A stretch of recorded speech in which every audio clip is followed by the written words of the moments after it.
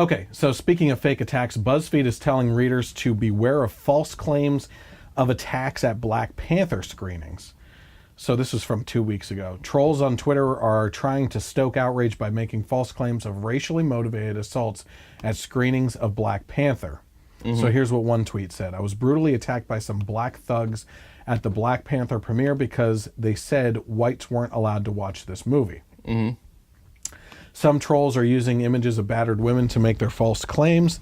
Some troll accounts also tried to circulate claims that people in Make America Great Again hats were attacking theatergoers at Black Panther screenings, which was also not true. I think they updated this story because the first time I posted it, that wasn't in there. And I think they got heat for it. You know? So this tweet said, went to a hashtag Black Panther screening with my girlfriend. 2 white men in MAGA hats jumped me and said the movie was bad and that blacks are subhumans who deserve to be beaten. Can't believe this happened on such a special night.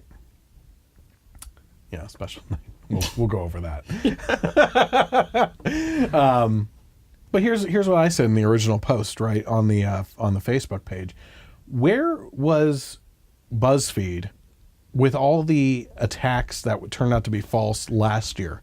Yeah, with Trump supporters. Right after the election. Yeah, when everybody was saying that Trump supporters were attacking people, the Muslim teen on the subway, the black girl on campus that was attacked by a couple Trump supporting like prep boys or something like that.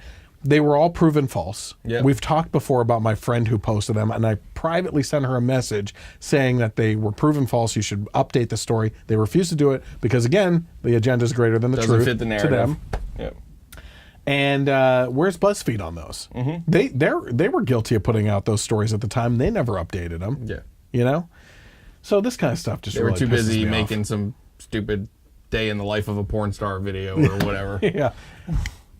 These 10 sex toys are changing people's lives, and you won't believe what number 6 is. Goes perfectly with number 9. Yeah. Oh my gosh. Okay, so while we're on the topic of Black Panther, some cool news about the movie surfaced last week.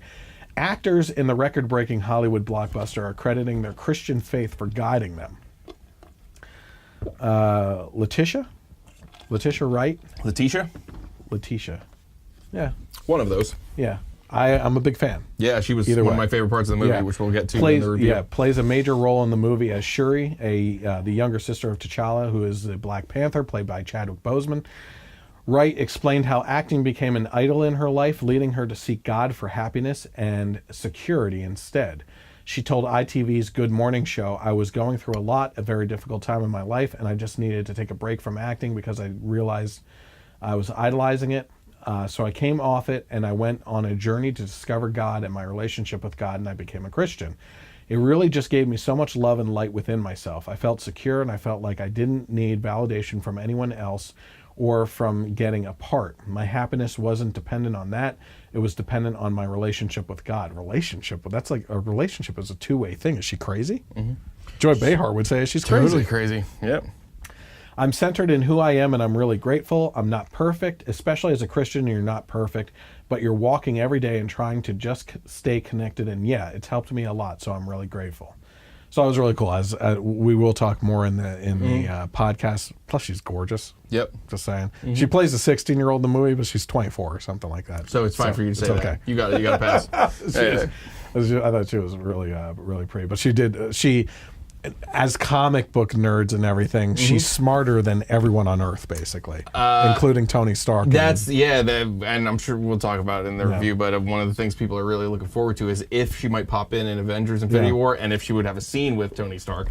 And Tony Stark she is be all in like, Infinity War. Yeah, and Do you hear that they moved it up a week now? Yeah, to April 27th. 27th? Yeah, and Tony Stark being all Tony Starky, and she's like, listen, dude. Yeah, puts him in his place. Yeah. That'll be funny. Listen, you colonizer. Oh, boy. Yep.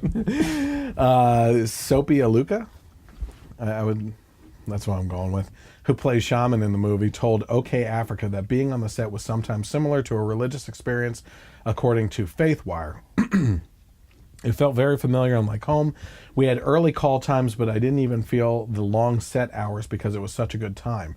I didn't feel like I was amongst stars. Everyone was so down to earth and normal. During breaks, we shared our testimony of how we got to where we did, and most of the people were testifying to God's miracles. It was almost like church. That's really cool. There's a couple things that you can't share in Hollywood. Your Christian faith, your political ideology, if you lean to the right at all. Yeah. If you're anywhere right of Karl Marx, you're cast out, right? And if you're a white male, you pretty much have a hard time at this point. A white straight male. Yeah. Unless you're established like Johnny Depp or Robert Downey Jr. or something like that. Yeah. So it's really cool that they're being very open about this. That's neat. I like it. Yeah.